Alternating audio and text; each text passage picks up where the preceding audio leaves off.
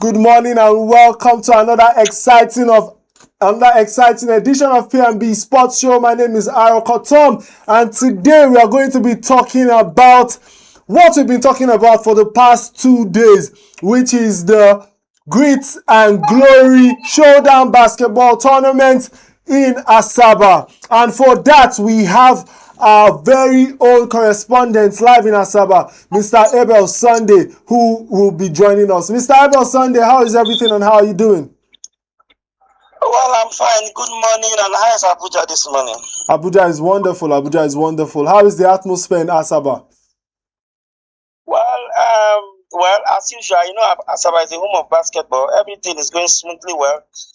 We could see the whole thing is trying to sit already because yesterday was jumbo, and we could see the atmosphere already electrifying, and we could see the pressure. Teams are under pressure. The ones that lost yesterday, the ones that won yesterday, trying to see how they could build up that momentum, build up on the win to get those momentum, keep going. So those are the things basically. Okay. So yesterday we had some teams that had some big wins and some big losses. Can you tell us a little bit about some of the games that were played yesterday? Yeah, yesterday we will have Divine Speed playing Imo Dragons, and Imo Dragons, that is Dragon Stars. They are they were one of the finalists of the first edition, and of course they did not disappoint. They gave the fans what they wanted to see, and everybody expected that they were going to come out smoky. Though second quarter they were kind of shaky, but they pick up the momentum. Third quarter and fourth quarter they did so well. The game ended 19-37. In favor of Dragon Stars, which is from Imo. Then the Divine Speed counterpart lost that game. Of course, today they have another game that is going to redeem themselves. Then the second game was Delta Force versus Pace Setters. Delta Force versus Anambra. Sorry, Delta Force versus Anambra, and Delta Force won that game with 5 points, was 32-27. Nobody expected that Delta Force is going to win that game like with that small margin, because the game is just like it could go anywhere. But they expected that Delta Force is going to blow up Anambra team, but unfortunately the Anambra, they held them to that captivity, and the game ended 32-27. But it was disappointing though. But today they're having the first game, which the game is still on against Discover Spartans. Then the third game of yesterday was Leaders Academy versus Pace Setters of Asaba. But Leaders Academy from Warri did it over the Pace Setters 42-21, which is about 21-point lead. That was a statement victory from the Leaders. And they are newcomers to this tournament. This is the first time they are participating in this championship. Then we have Waf Town Oilers 28 and Thunderwolves from Benin 30.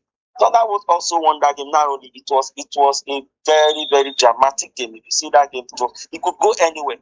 The referees, the tempos are so high, and so on and so forth. Then we also have Discover Phoenix for the female category that won Bayelsa Blue Waves 22-20.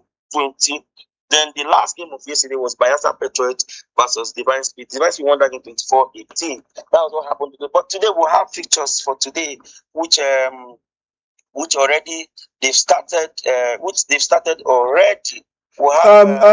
Before we talk about the fixtures for today, there were some teams that did not play yesterday. Can you talk a little about them, because they were actually in the fixtures yesterday and we didn't see them play yesterday? What happened? Yes, High Flyers didn't play yesterday because they arrived late. They didn't play, so we moved their game to this morning. They're playing the next game, High Flyers versus Pace Setters. They're playing the next game after this game. They're playing the next game. Even Discover didn't play yesterday, so they are standing on by. So they are playing the first. So they are playing now already. Okay. So that was what happened. But something happened this morning. There's a controversy that happened this morning. The Discover team, they got a player from Delta Force that went to play for Discover because he had 1 or 2 issues, but there was no mutual agreement. He left Delta Force to play for Discover Spartans. So that was where they had to. The game was supposed to start by 8 o'clock, but the game was delayed by an hour because of that issue. They tried to settle it, but everybody was like, "Hey, come on! If you want to get a player, you just have to do the right channel. Go to the management. Then you ask for them, not that you just go through back door and take a player and not to adopt the player into your team. So that's what many people or fans are talking about. Okay. Yeah. So talking about today, what is the atmosphere like today, and what should we expect from today's games?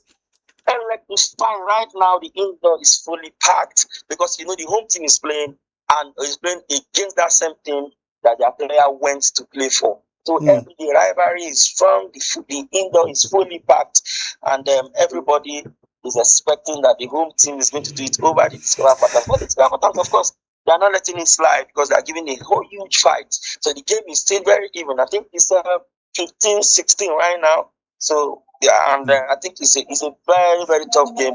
Before you continue, can we see a picture of the fixtures for today's games?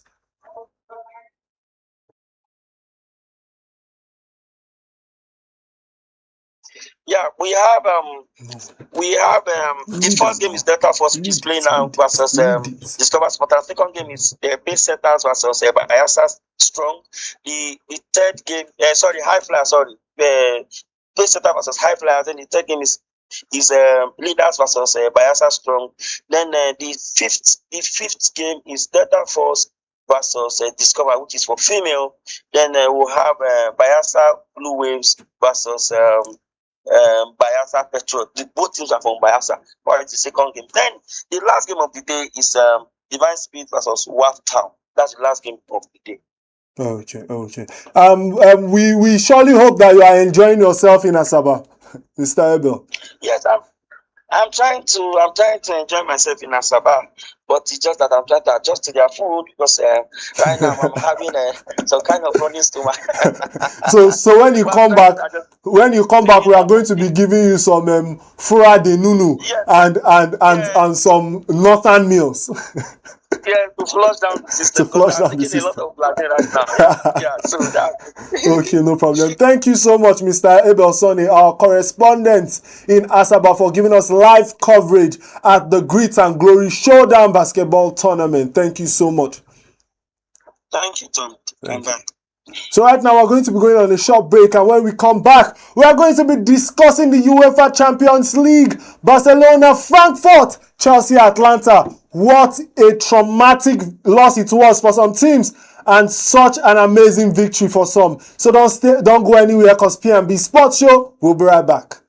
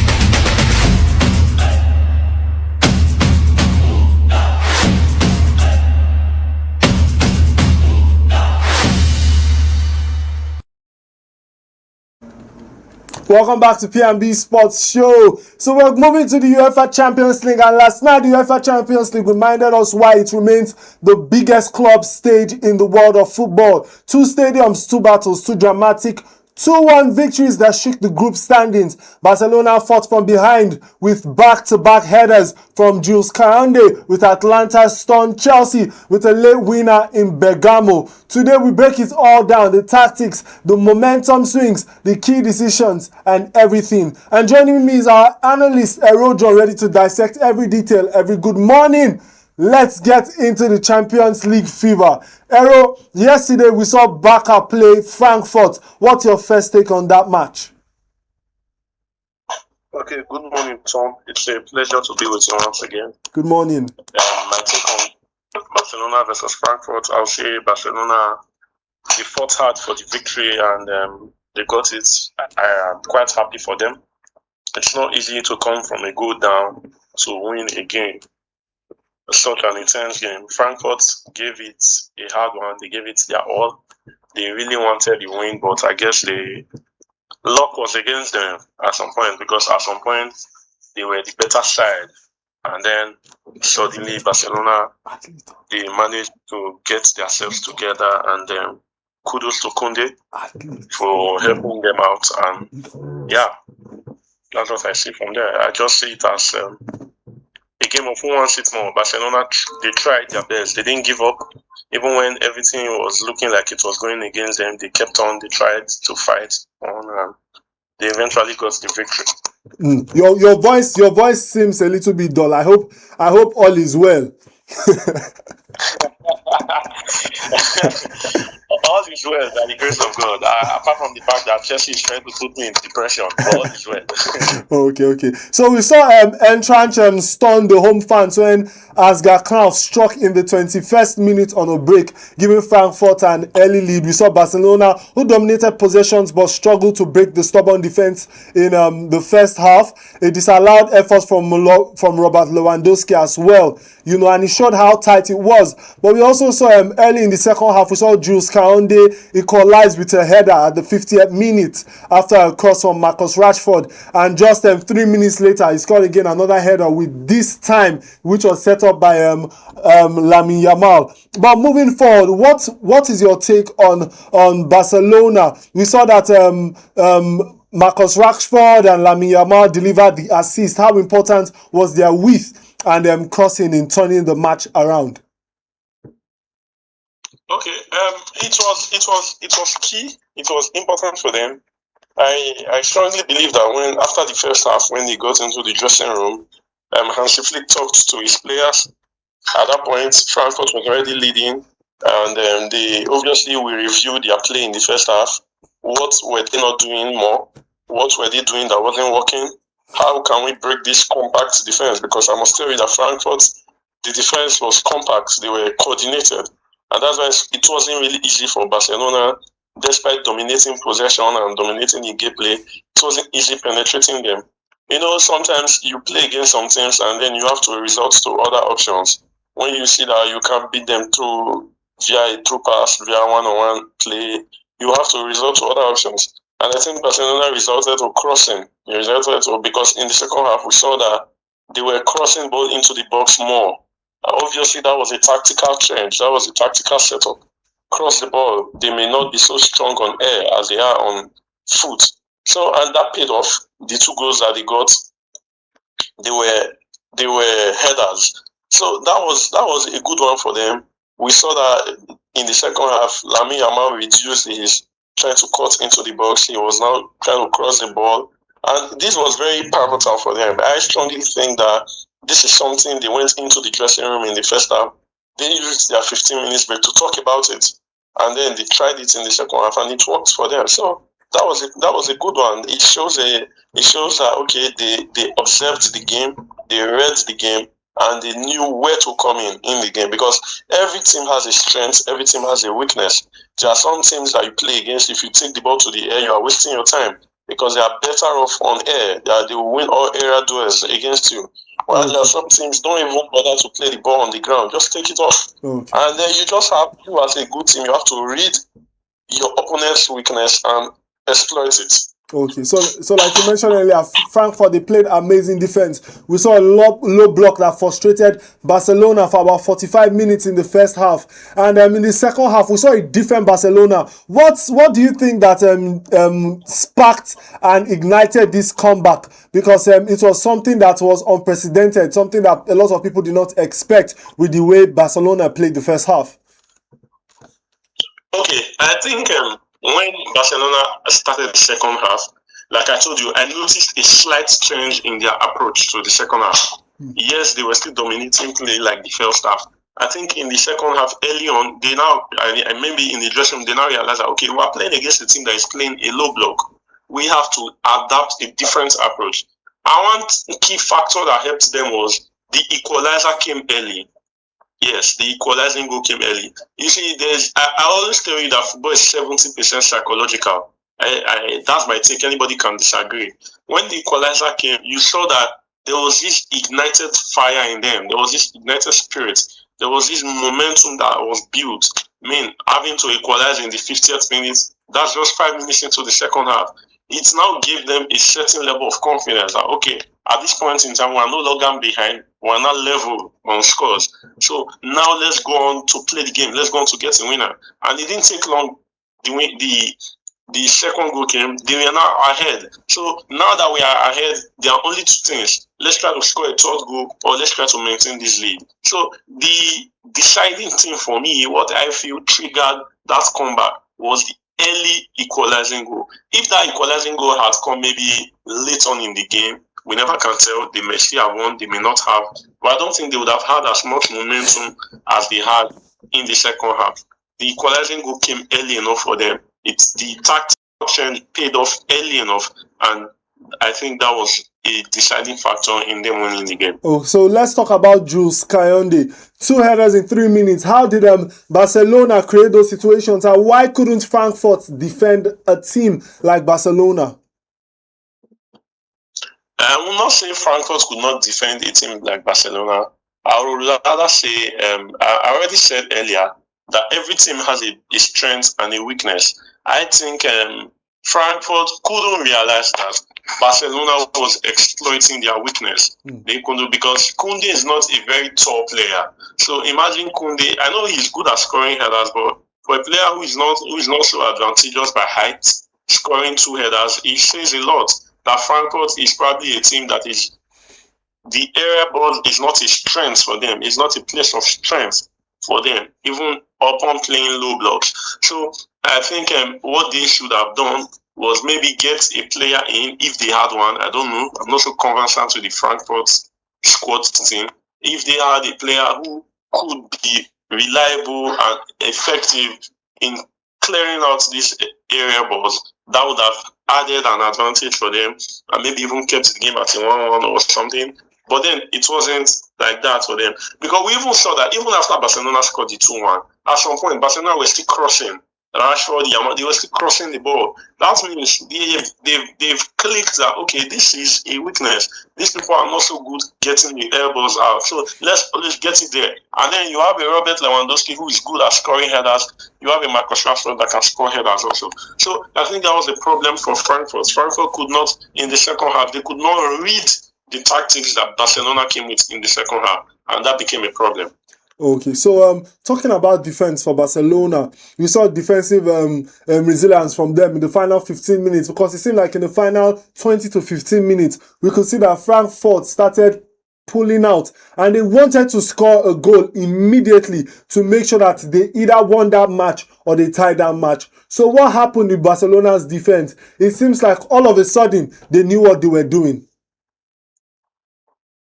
You see, in football, there's not become momentum.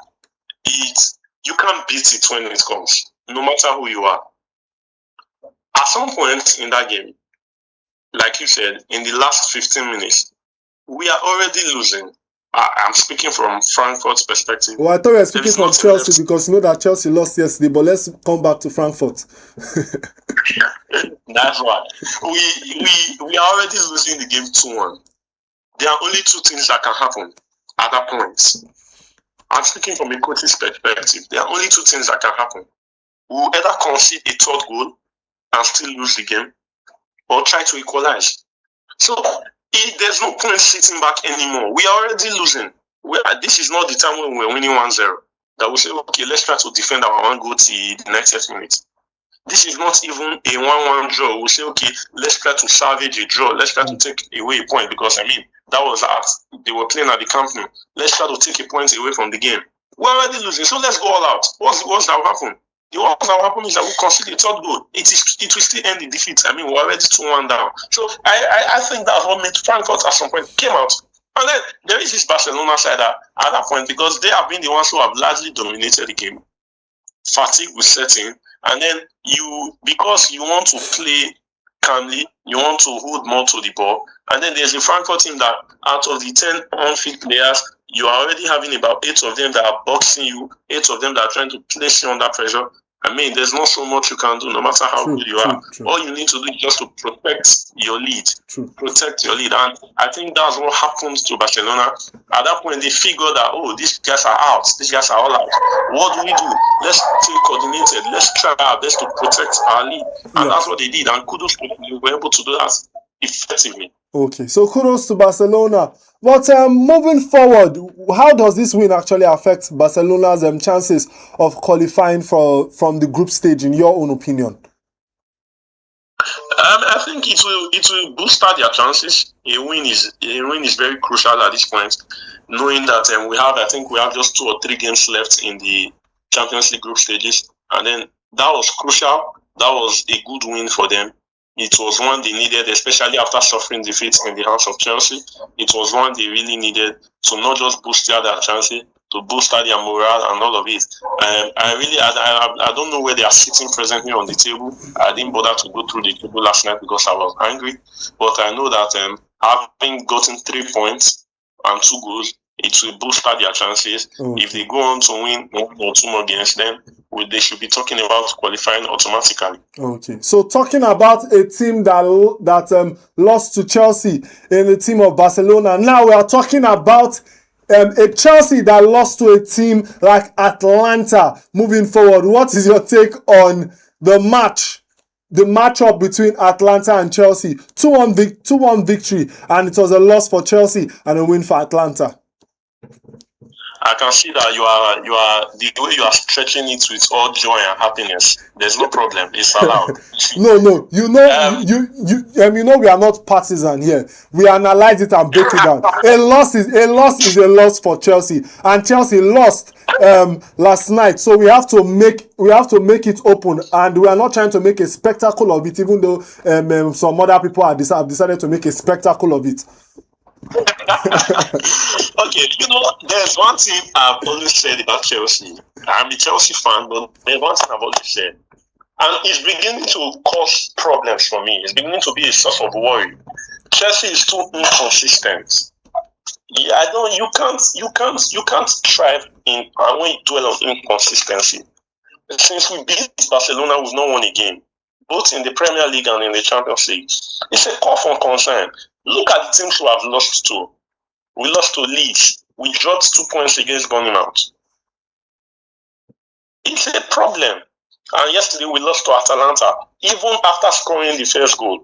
It's a big problem. Inconsistency. I don't know what Enzo Maresca thinks he's doing at some point. Do you know the funny thing?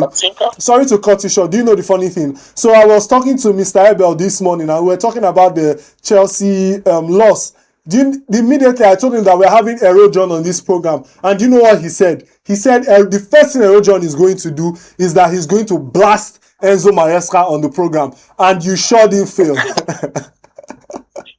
the reason I'm going to blast Enzo Maresca is this. I mean, the day we lost to Leeds, I protected the coach. I blamed it on the players. But you know what I'm going to blast Enzo Maresca for yesterday's loss? There were two things that he did that did not make any sense to me. One, you have Gusto on the bench, and then you are playing Chalobah as a 2. The last time you did it, we lost the game. You are doing it again the second time. What are you trying to do? I mean, these are not friendly matches. We have just less than 3 games to end the Champions League group stage, and you are gambling.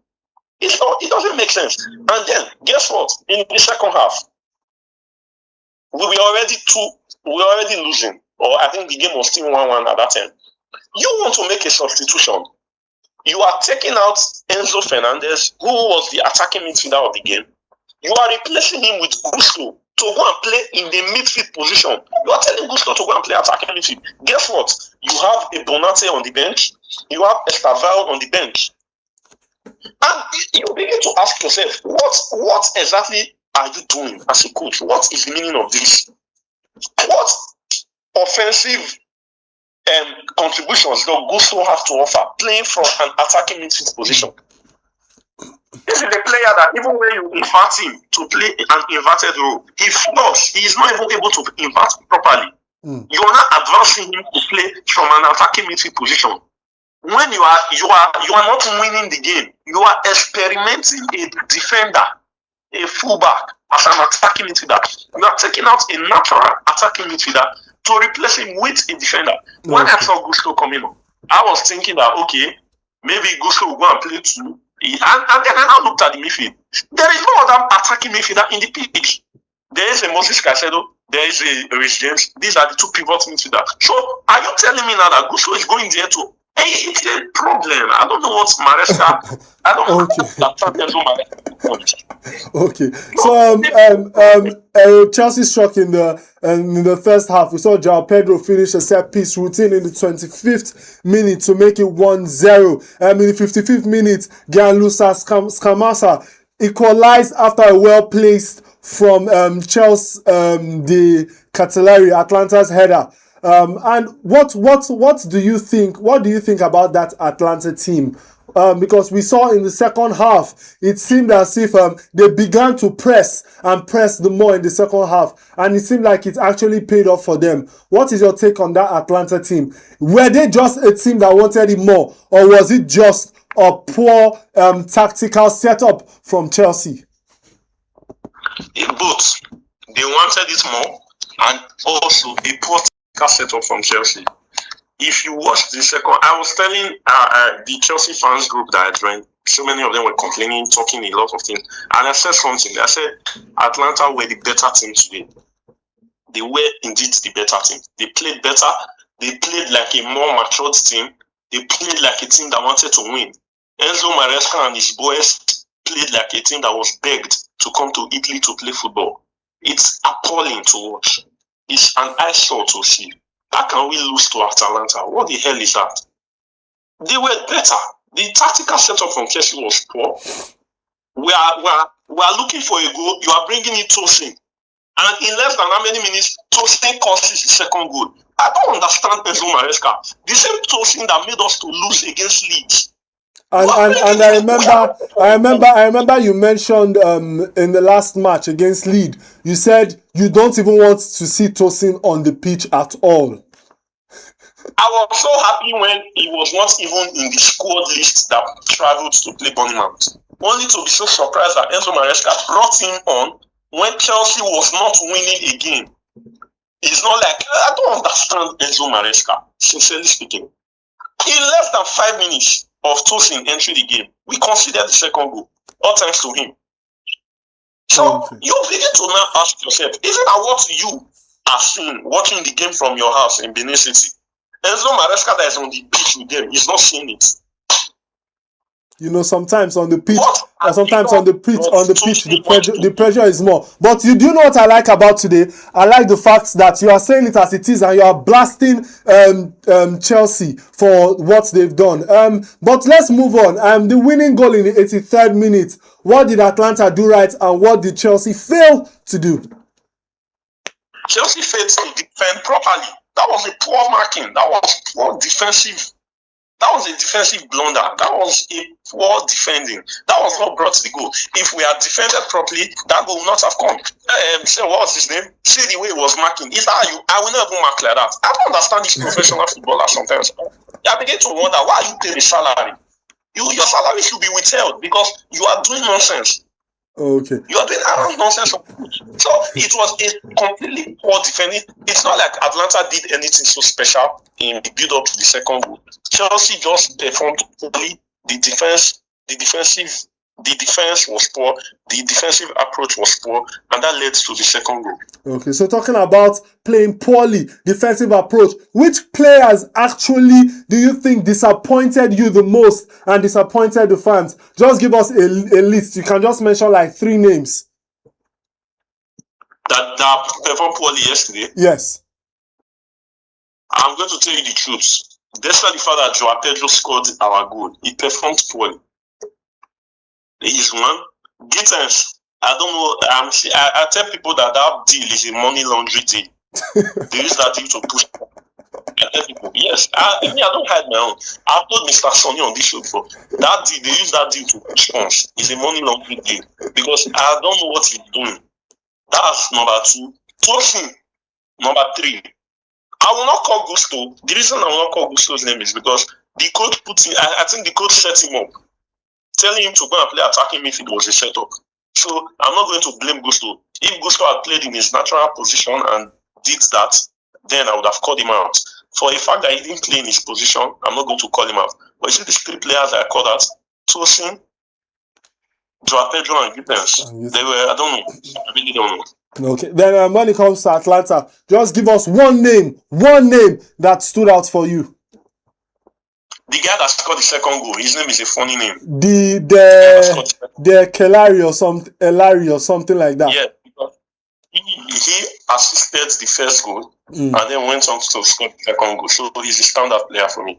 Okay, fantastic. Thank you so much. Talking about our athlete of the day. Now, our athlete of the day is not a Chelsea player like some would have thought. It's an Atlanta player. And our athlete of the day this morning, the honor goes to a man who shook the Champions League last night with a powerful match-changing performance. Gianluca Scamacca, the Italian striker leading the line for Atlanta. Scamacca was the heartbeat of Atlanta's comeback against Chelsea. He scored the crucial equalizer that completely shifted the momentum of the game, dragging Atlanta back in the contest when Chelsea thought they had control. It wasn't just the finish, it was his movement, his bold up play and his relentless physical presence that kept Chelsea backline under pressure all night long. His goal opened the door and Atlanta walked right through it to claim a 2-1 victory, and that is why he is our athlete of the day. But who exactly is Gianluca Scamacca? Scamacca was born on the 1st of January 1999 in Rome, Italy. He rose through the youth rank at Lazio and later AS Roma before taking a bold step very early in his career by moving abroad to the Netherlands. He joined PSV Eindhoven's academy where he developed the technical and tactical quality that defines his game today. He returned to Italy and made a name for himself at Saulo, where his breakout 2021-2022 season filled with strength, goals and maturity earned him a move to the Premier League with West Ham United. After one season in England, Atlanta brought him back to Serie A, trusting him to be their main striker, and that decision continues to pay off. Scamacca is now of Italy's brightest attacking talent. Tall, powerful, intelligent in his movement, and deadly inside the box. Last night, he proved once again why he is becoming one of Europe's most reliable big game players. So this morning on P&B Sports Show, Gianluca Scamacca takes the spotlight as our athlete of the day for his decisive goal, his commanding performance, and the role he played in Atlanta's famous victory over Chelsea. Well, we've come to the end of P&B Sports Show. For myself and our entire team here in our Abuja studio, we say bye for now.